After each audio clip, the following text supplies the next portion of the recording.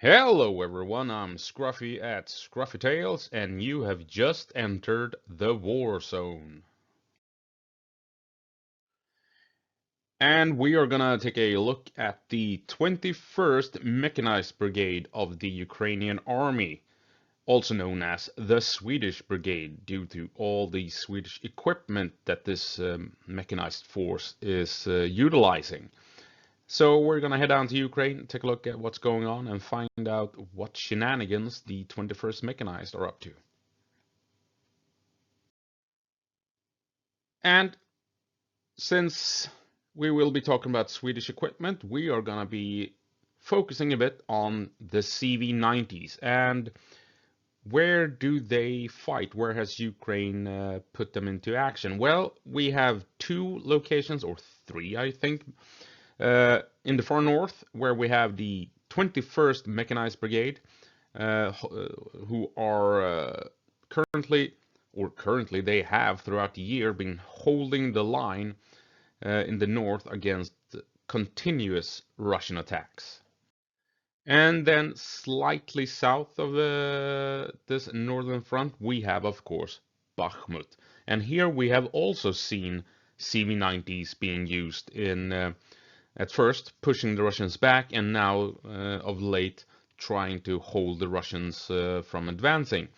And in and around Bakhmut, it is primarily the 93rd Mechanized Brigade that have been given CV90s, and the 93rd is considered to be a highly elite and battle-proven unit, so that they have been given CV90s is a sign that the best of the best in the Ukrainian army, they get CV90s to properly take care of the Russians.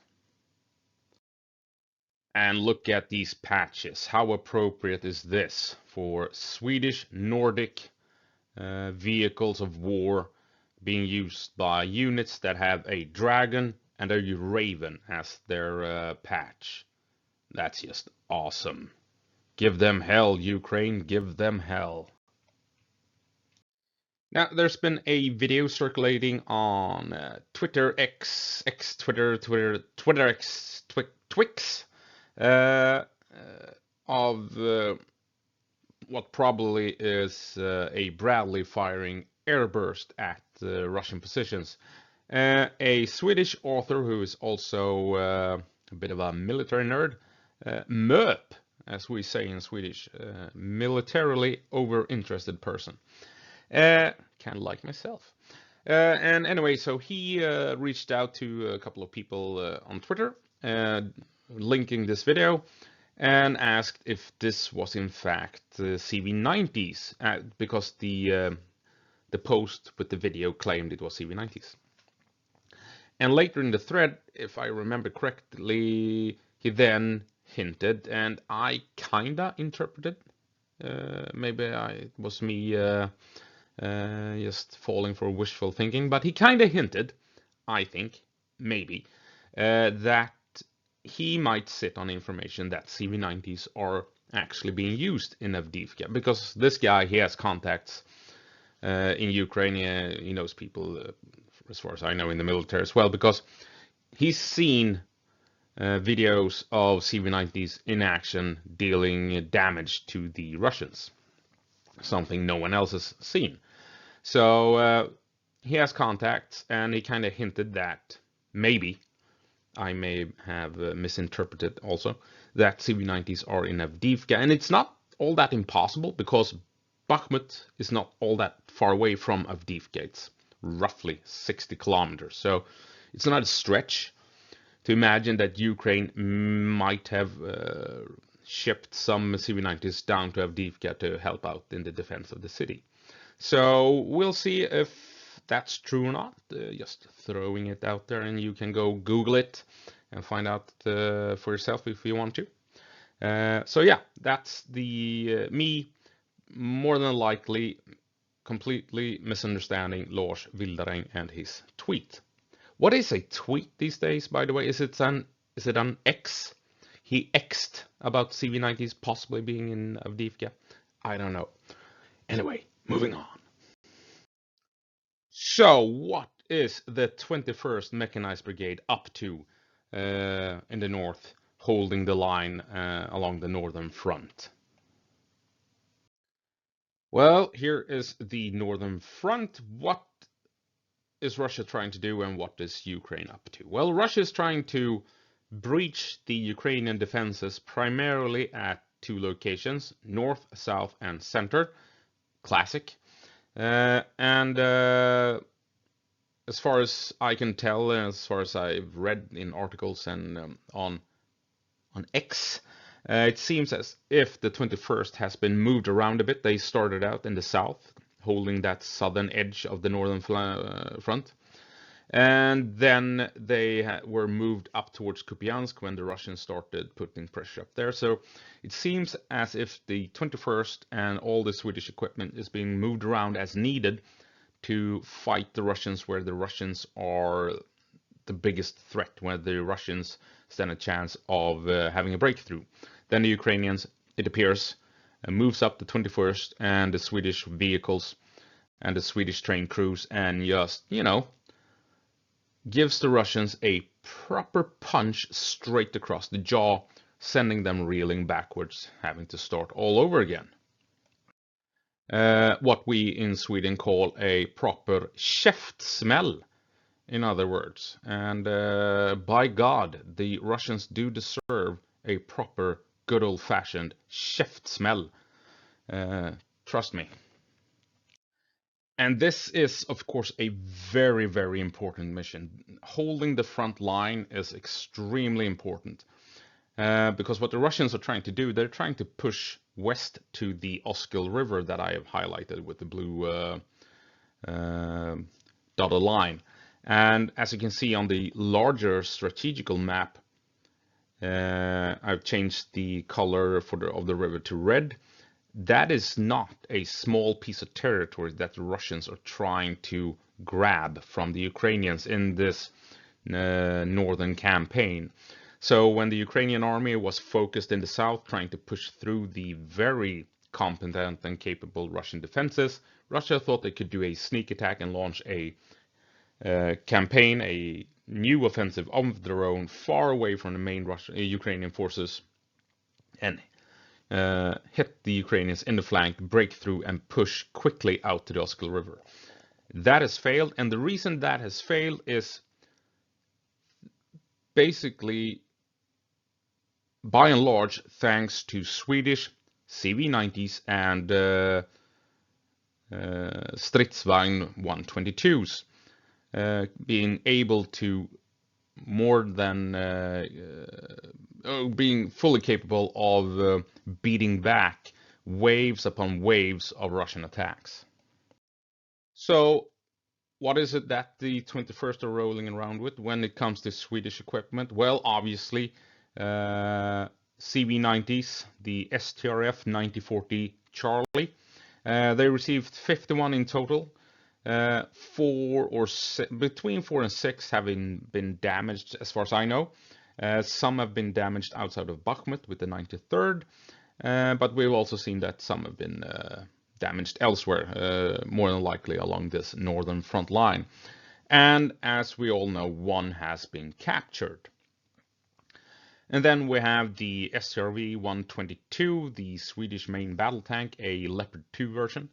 Ukraine received 10 in total, of which, as far as I know, 2 are damaged.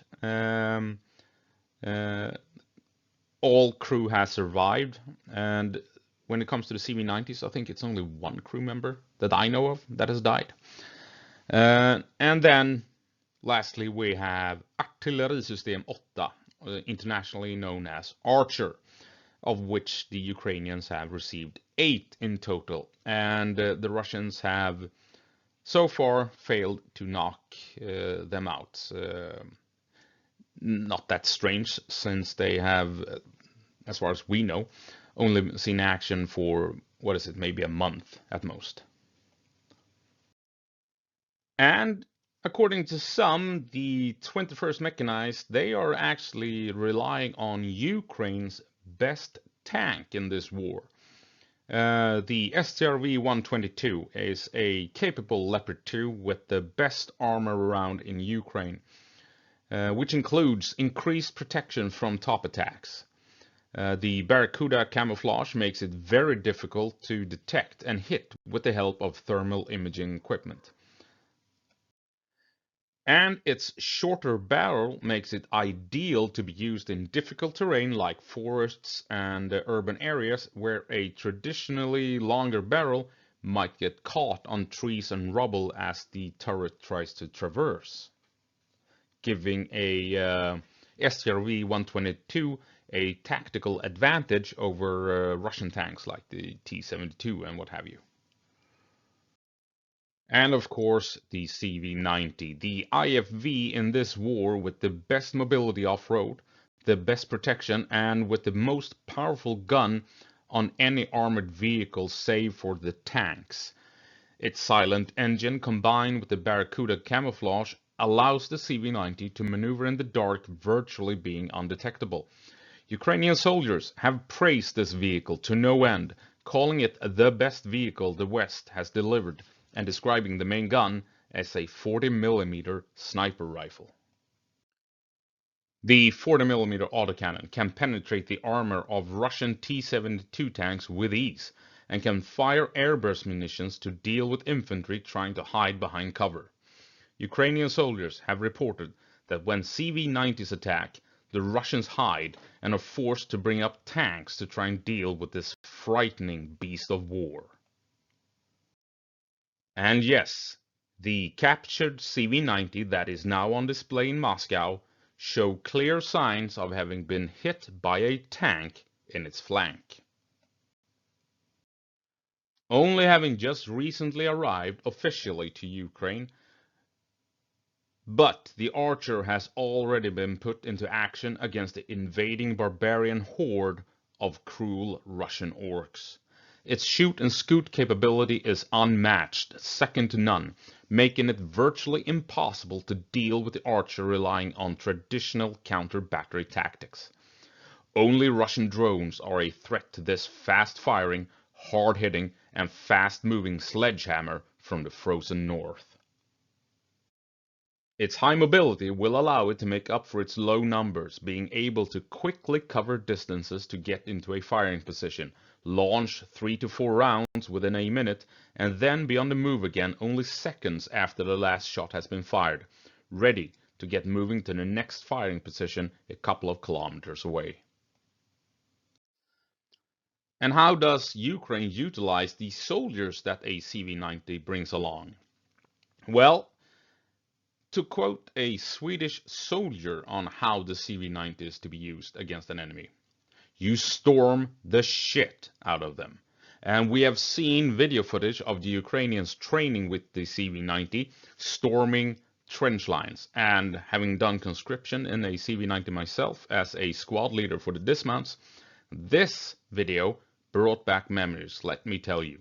We see a CV-90 charging a trench line, firing its 40mm autocannon with high explosives to suppress the enemy, driving up to the trench line only meters away, and the dismounts, they step outside, charging the trench lines, guns firing, and pushes in to secure a breach, and then starts to fan out to go and hunt down the enemy. And yes, this footage did, like I said, bring back a lot of memories. God damn, we had a lot of fun in those exercises. But the Ukrainians are not doing this for fun. This is real, and they are training to go into actual battle, relying on these tactics. And, yeah, basically storming the shit out of the Russians. And you might be considering writing some comments about the awesomeness of the Bradley and the awesomeness of the BMP-2 if you happen to be a Russian troll. Let me show you something here real quick. Here you have how the various ammunition types compare to each other. 25mm to the left, that is the Bradley. 30mm right next to the Bradley ammo, that is the BMP-2. And then we have the 40mm, the gun used on the CV-90. Basically, all IFVs in the world are designed so that the front armor can deal with up to 30mm ammunition. And this, of course, includes the CV90. But no armored vehicles, apart from tanks, are designed to handle 40mm up front. So this means in a standoff, face-to-face, a CV90 will always, 10 times out of 10, win those engagements against any other armored vehicle apart from a tank. So no, the Bradley and the BMP, with 1, 2, or 3 doesn't matter, does not hold up against a CV90 in a gunfight. It's just not gonna happen. And now you may bring up that both the Bradley and the BMP-2, they have anti-tank guided missiles, which currently the Swedish CV90 does not have. And this is very true, and ATGMs are very capable weapons, don't get me wrong. There is just one problem though. They don't work in forests, because they are either wire-guided or laser-guided. And wires don't like trees, and lasers don't like leaves and twigs and what have you. A 40mm autocannon doesn't care about trees or bushes or twigs or leaves. You can maneuver and shoot all day long as much as you want to in that forest. And you can outflank a T-72 and kill it with the 40mm Bofors. You can't do that with the Bradley and its tow launcher. And you can't do that with the BMP-2 and its anti-tank guided missile. So, there you have it. Of course, we've all heard that Ukraine wants to build their own CV90s, 1,000 of them. And, well, you can't blame them. With 1,000 CV90s, they can win this war. Without a doubt, 50 of them have managed to hold off a Russian assault all year, basically. So what could Ukraine do with 1,000 of them? Obviously, win the war.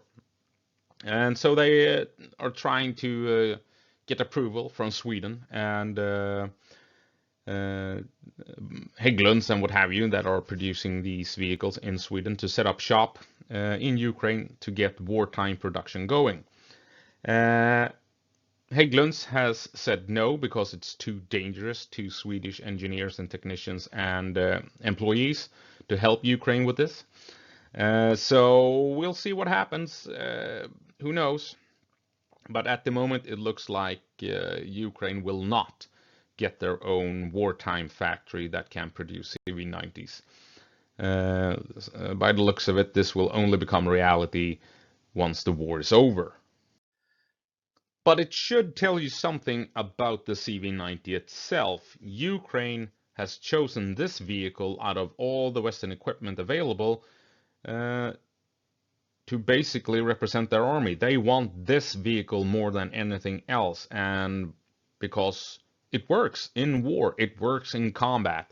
The gun can destroy anything in its path, and the vehicle can survive artillery hits, the vehicle can survive RPG hits, and you basically need a tank to deal with this vehicle, which there is the solution that the Russians have come up with. They have to bring up tanks to deal with this superb infantry fighting vehicle.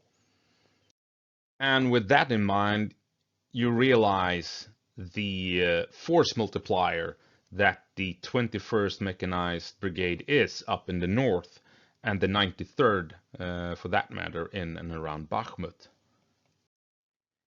So yes, the 21st Mechanized Brigade, the Swedish brigade, relying on CV90s,